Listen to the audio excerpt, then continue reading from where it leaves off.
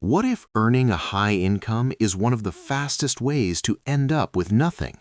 Not in a philosophical sense, in the exact measurable sense that millions of people who earn more than most households in this country will have, by every projection, an inadequate retirement.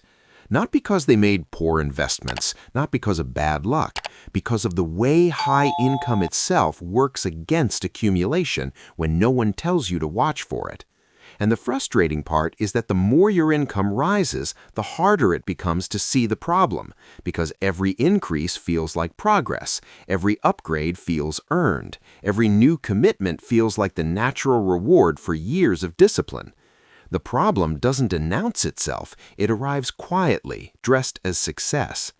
Here's what's actually happening. The income level most people associate with financial security is one of the most reliable predictors of zero retirement savings at the time it matters most. You're probably thinking, that doesn't apply to my situation. I earn well, I have a 401k, I make sensible decisions. That reaction is actually part of how the pattern sustains itself. It sounds most implausible to the people who are furthest inside it. When income rises above a certain threshold, roughly $150,000 for individuals, $200,000 for households, something shifts in how spending decisions get made. Below that level, spending feels like a trade-off. Every purchase competes with something else. Above it, the psychology changes. Expenses stop feeling like choices and start feeling like maintenance. The car isn't a luxury, it's what someone at your level drives. The neighborhood isn't an indulgence, it's where your kids go to school. The vacations aren't rewards, they're recovery. And because each of these feels not just reasonable but responsible, the savings rate never gets interrogated the way it would if the numbers were tighter. The income grows, the lifestyle grows in lockstep. The margin, the gap between what comes in and what goes out, stays narrow or disappears entirely. And because the gross number on the pay stub keeps climbing, the absence of a growing balance sheet goes unnoticed for years. There is also a tax dimension that accelerates this quietly. High earners lose access to many of the deductions and retirement contribution strategies available at lower income levels. The effective tax rate climbs, the take-home percentage of each dollar earned shrinks. So while the gross income looks impressive, the actual spendable income, after federal taxes, state taxes, payroll taxes, and benefits premiums, is considerably less than the headline number suggests. The lifestyle, however, was built against the headline. The interesting question isn't whether this is happening, it's why the people it's happening to are usually the last ones to notice, and why high income is the specific condition that makes it invisible. To understand why, you need to see how it starts. It starts somewhere completely ordinary.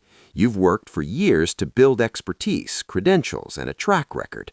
The income reflects that. You are not overpaid, you have earned what you earn.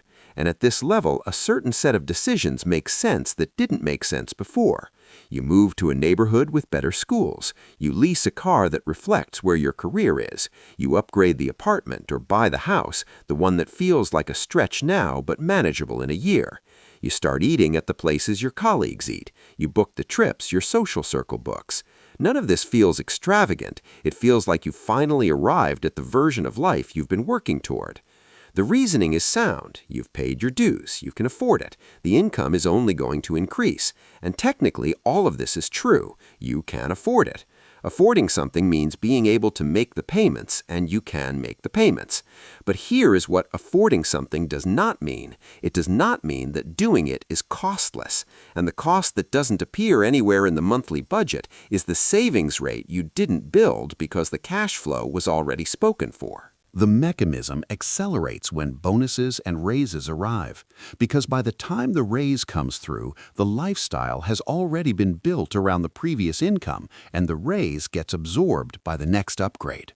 The kitchen renovation funds the bonus. The promotion funds the lease upgrade. Each increment of income arrives into a life that has been pre-expanded to receive it. There is no moment of conscious decision. The expansion just happens because it feels like what you're supposed to do next. And here is where it becomes a trap, not a metaphorical trap, a structural one. By year 5 or 6 of this pattern, the fixed costs, housing, vehicles, private school tuition, club memberships, recurring subscriptions, loan payments, have compounded into a number that requires the current income to sustain. Not wants, requires. The income is not building optionality.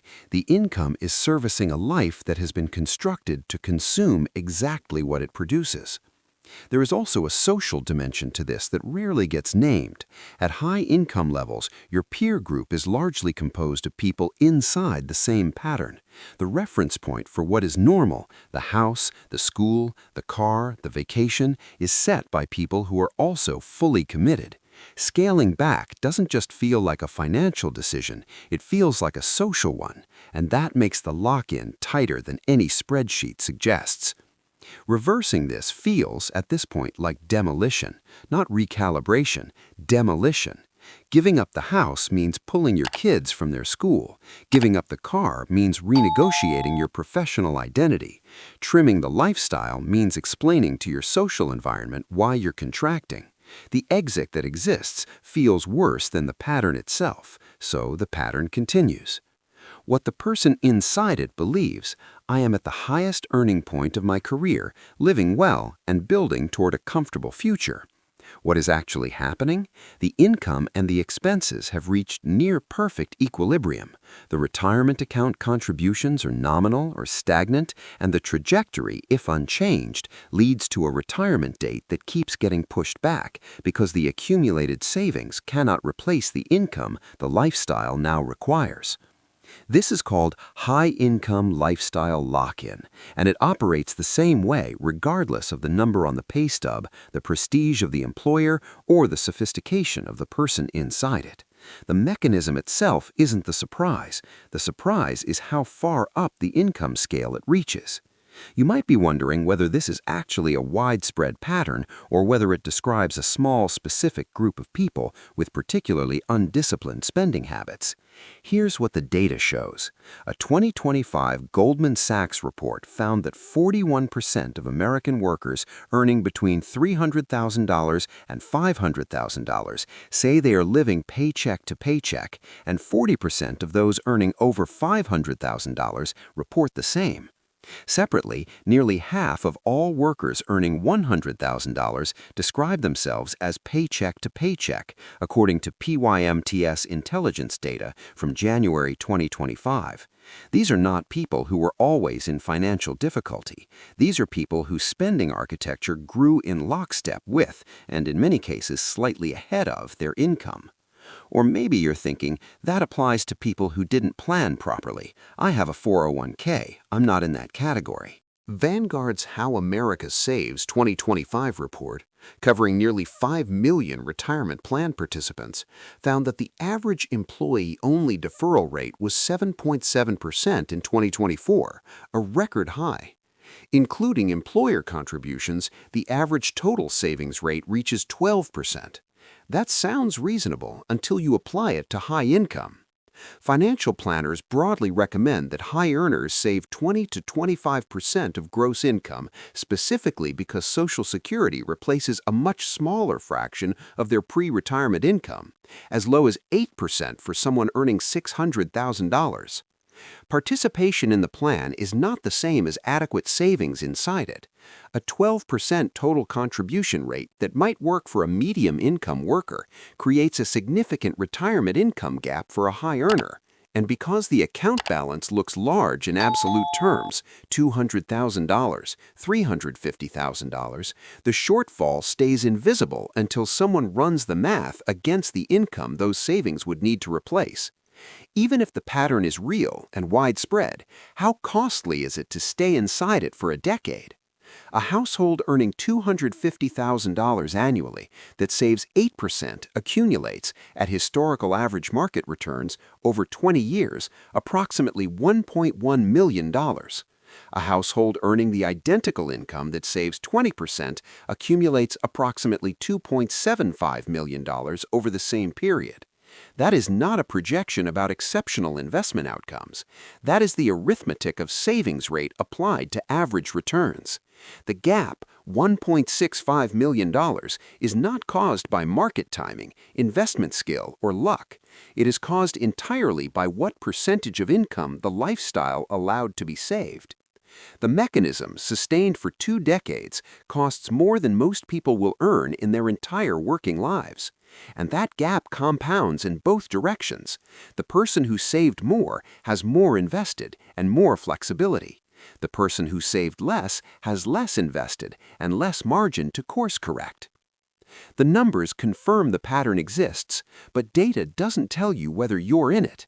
For that, you need to look somewhere closer. Here's the part that matters for you specifically. Think about your total monthly fixed obligations right now, not approximately, specifically. Your housing cost, mortgage or rent, your vehicle payments, your insurance premiums, private school tuition if it applies, loan minimums, recurring memberships, subscriptions, and commitments you couldn't cancel without friction. The number that, if your income stopped tomorrow, would start creating emergencies within 60 days. Your number. The high-income savings exposure ratio. Divide your total fixed monthly obligations by your monthly after-tax take-home income. Multiply by 100. Take 30 seconds and do it with your actual figures before continuing. If the result is above 65, more than 2/3 of your income is committed before a single discretionary decision is made each month.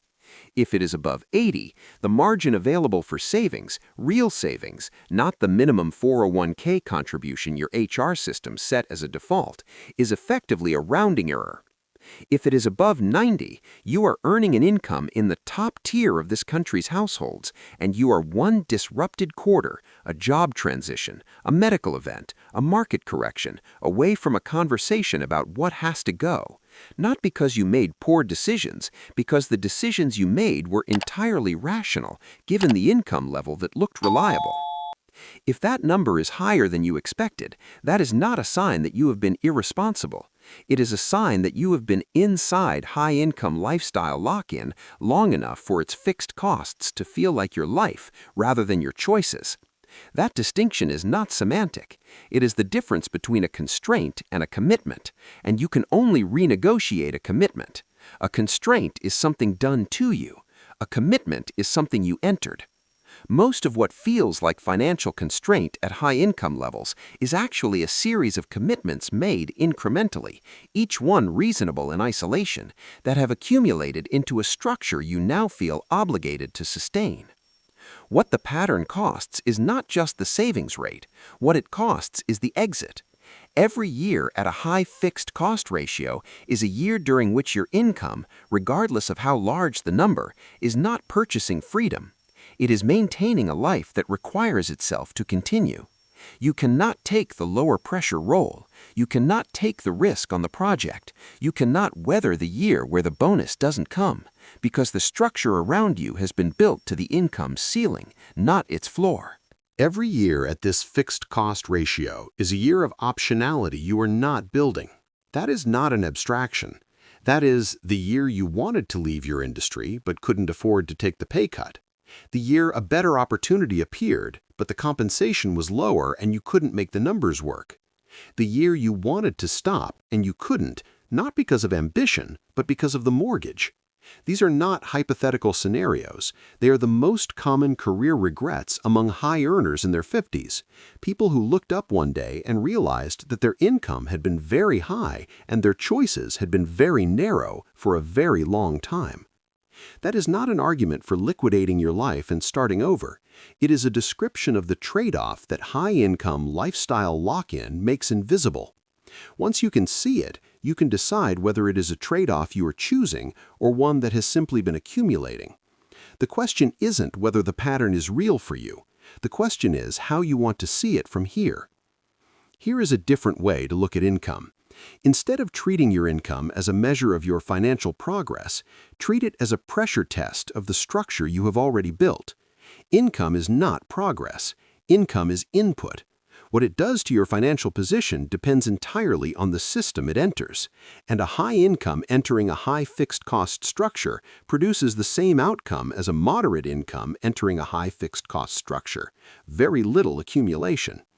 Through that lens, the retirement savings problem, which most people treat as an income problem or an investment problem or a financial literacy problem, is actually a structure problem. The savings rate isn't low because the income is insufficient. The savings rate is low because the structure consumes what the income produces. The income has been there, the structure has absorbed it. Those are two different problems, and only one of them responds to earning more. And earning more, which tends to feel like the obvious solution when the savings rate is too low, turns out inside this pattern to be the mechanism that deepens the problem. More income means more capacity to sustain a more expensive structure. Without a prior decision about what percentage is structurally off limits, pre-committed to savings before the lifestyle expands to receive it, a raise becomes a floor increase, not a margin increase. The vessel gets more water and the leak grows proportionally. The reframe doesn't make saving easier. It doesn't make the mortgage payment smaller or the tuition bill disappear. What it does is relocate the problem from the income column to the structure column, and that is a completely different repair. An income problem is solved by earning more. A structure problem is solved by deciding before the next income increase arrives what fraction of it is already spoken for in the direction of accumulation. That decision, made once and made clearly, does more for a retirement trajectory than any raise ever will, because it changes what the raise builds instead of what it maintains. The question most people ask is, how do I make enough to finally get ahead? The more useful question, the one that actually changes the trajectory, is what is my income building and what is it just maintaining? Because if the answer is the latter, no number will ever be enough.